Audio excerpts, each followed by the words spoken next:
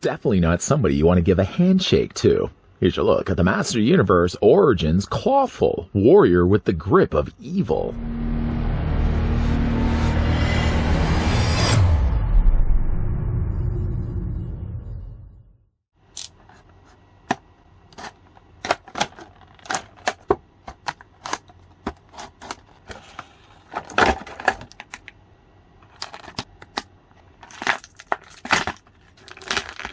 Clawful's crushing brutality and cunning intellect makes him one of He-Man's more vicious enemies. While I'm warming up the garlic butter, the first thing we're going to do for Clawful is figure out how tall the figure stands. First of all, in inches, you're looking at the figure being about 5 inches, well, exactly actually 5 inches in height, or that works out to be a figure that's about 13 centimeters tall. A lot of Clawful is mold shared with another figure. Anybody want to guess what that is? You guys are so smart. It's actually using the same mold as Buzz-Off that we looked at before. I'm not telling you guys to buzz off or anything like that. At least the arm to his right is the same. The one to his left, obviously, is using now the big lobster pincer claw. And he also shares the same lower waist and lower legs, even right down to his feet. So we did want to bring that one in. Now, in this case, Clawful actually is shorter, and it's more just the fact that Buzz-Off, not telling you guys to go away, actually has the bigger head sculpt, and that's the only thing that makes the figures different in size. Another figure we can also bring in, as we just recently had a look at him, is Sunman. The thing about Sunman, though, is while I did like the head sculpt, the head is a bit on the big side, which I think the original figure also had the same thing.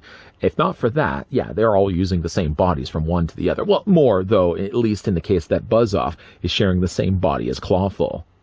Clawful does get one accessory, and he comes included with a sort of clubbing mace.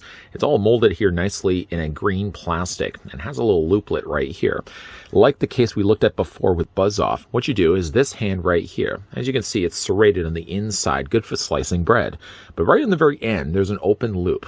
So it's a little bit more of a circular shape. You just take the club, the mace, and push it as far back to the club, to the back of the claw as you can get it. Works a lot easier, mind you, if I'm holding onto the forearm. It just plugs in place like that.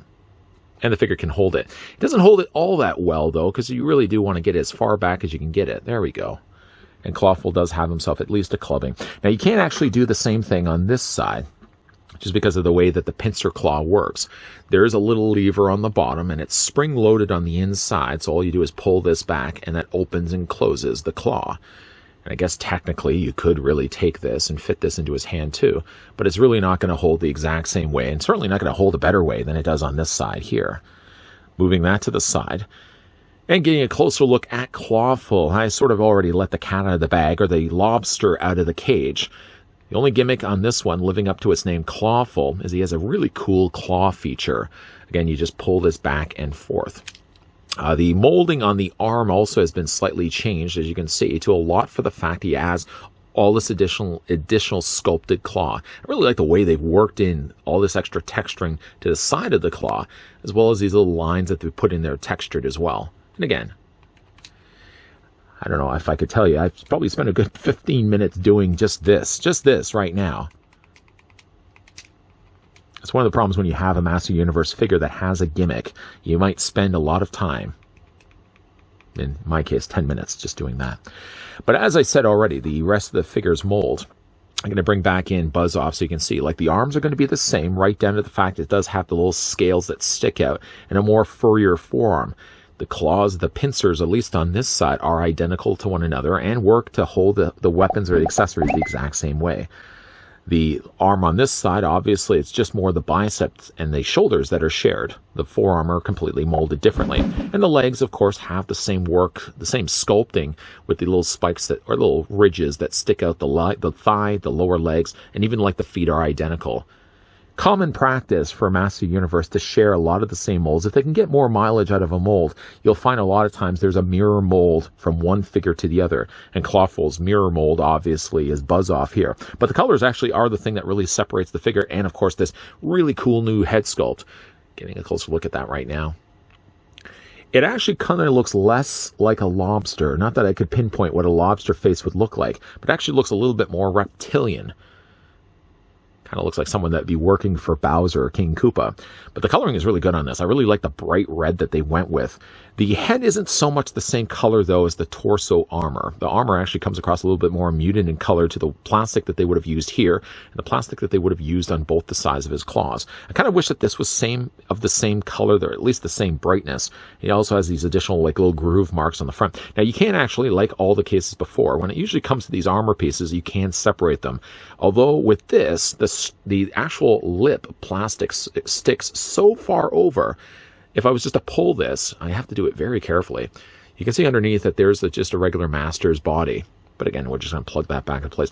I find, though, I don't want to do that too often, because I find what ends up happening is it seems to stretch the loop right here. And these never stay in place the same way as they did when I first took them out of the packaging.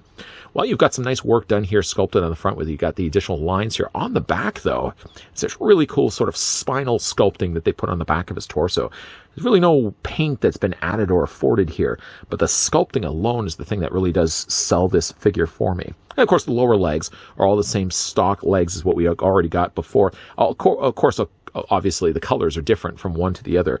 Buzz-Off is kind of more of a, I don't know if I would call it more of a caramel brown, but actually, this one kind of comes across a little bit more like a butterscotch. Why are we always comparing colors to food? And again, he still has like those webbed feet like Buzz-Off has. Articulation here on Clawful, his head is on a ball joint, so yeah, you can rotate it all the way around. It seems because his neck is also so much longer, it gives a lot more mileage, I've noticed, when it comes to moving his head up and down specifically. And again, you can also rock it back and forth. Just love, he's got these burly looking eyebrows here. I would assume that those are eyebrows, not just shadowing on his face. I mean, I would be threatened just by the eyebrows alone, not even talking about the big giant claw that he's got the one side there. But yeah, just the coloring on this guy is so good. Head rotates, like I said, all the way around. You can move it down, move it up. Yeah. Okay, getting to the shoulders, getting to the rest of the articulation on the figure. He has pin and hinge joints. So essentially, it's just a plug or peg that plugs into the rest of his torso, and then there's a joint right here that allows the arms to come out at a 90-degree angle bend. You can take those same arms and rotate them all the way around. He has a single hinge in the elbow, so you can rotate those forearms back and forth. And then he also has rotations in the hands. Now, this hand here, despite for the fact he does have the gimmick really only starts here. If you factor in the spring, he still manages to get a swivel on the forearm, which I was actually surprised. I thought, if anything, they probably would have just limited all the articulation here, and he would have only ever had it in the elbow. Not the case at all. You can actually rotate it all the way around, too. The upper torso is on a waist swivel, so you can rotate that back and forth. Legs split out on a nice ball joint. You can take those legs, same legs, rotate them forward and back this way. Single hinge on the knee. Rotate those lower legs, and rotate the boots as well. I already know one thing I've left off not talking about. We also move the ankles back and forth this way, and move the ankles back and forth this way. Do you recall the one thing I may have left out for this review? Do you remember that as well when we had a look at the Sunman? I may have also left out something else. Yeah, comic.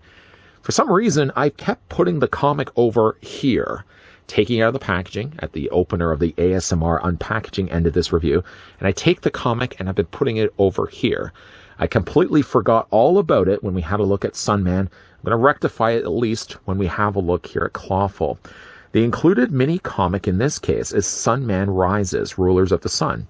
And on the side you can see already, that's Clawful and Skeletor on the other side. I really love the artwork on this comic. And then on the inside, all the same that we already looked at before.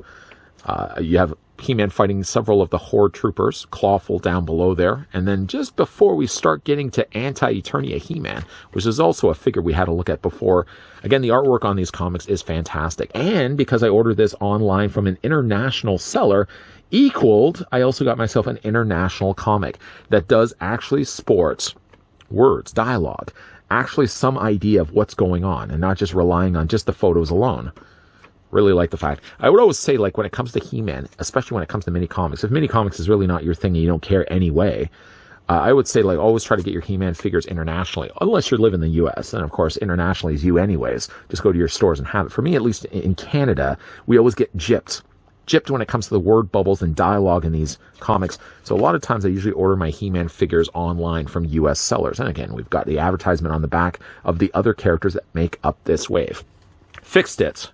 Rectified that problem. Anyways, though, going back to Clawful, really like the look of this figure. Even though he is really a mirror clone to this guy right here when it comes to sculpting, you can see that still, while they are using the same arms, the same legs, and same lower torso, they have, though, changed things quite a lot. Not only in the color scheme, but the gimmick that they also added to Clawful. He is one of my favorite, hoped at one point that Mattel would release type of figure. And now that they have finally released him, he delivers exactly what the original vintage toy has, with much more articulation than that earlier toy did. Now, I can tell you, I did actually have the original vintage Clawful. It was in a bin with all the rest of the Masters of the Universe figures that I had growing up, and it was sold at my garage sale for probably 25 cents a figure. We make some stupid decisions as children, because if not for that, it would have been a prime time to shine and bring back in that vintage Clawful, where I actually could have done a proper comparison with the original vintage toy to what we're getting here with the Origin. You would really be surprised to see how changes don't change that much from the original 80s line to what we're getting now with the Origins. One thing I do want to credit Mattel for doing is they've kept consistent these designs. So like Clawful doesn't change at all, really. I mean, the original swiveled on the figures was only swiveled in the arms, shoulders at least, swiveled in the head, swiveled in the waist, and swiveled legs. That's all you got.